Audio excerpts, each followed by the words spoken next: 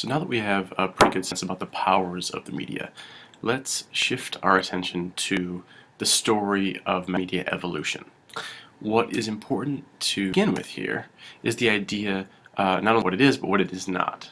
Mass media evolution through American political history is not a story of displacement. It's actually a story of layering. One new type of media being layered on top another one, and not necessarily getting rid of the old one, but a more traditional, the older form may just take a new form or maybe find a new niche. Second, it's not a story of gradual change.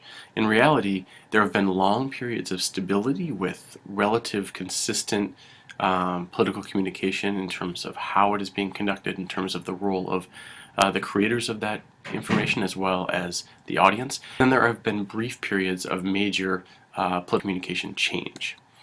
And finally, it's not a story of technological determinism as many people would like you to believe.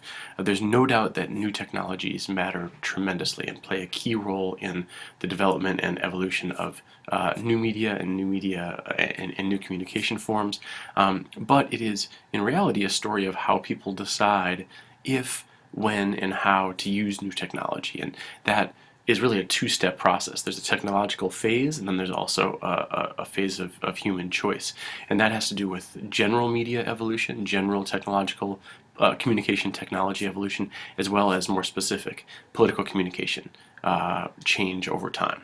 So let's take a look at that political communication change over time. And as we mentioned, there have been these periods of stability, and then there have been brief periods of major change which happen between them. So when we talk about these long periods of stability over time, during these long orders, the relationships between the sources and receivers of information are relatively stable.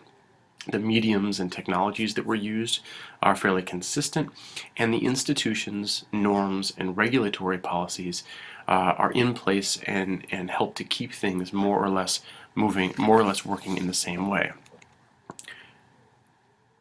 In between these long orders, and you can see here there are four that I've identified throughout American political history, in between those there are these revolutionary periods. The political communication revolution, in this case, is a period of major and permanent change that really disrupts one political communication order and leads us to a new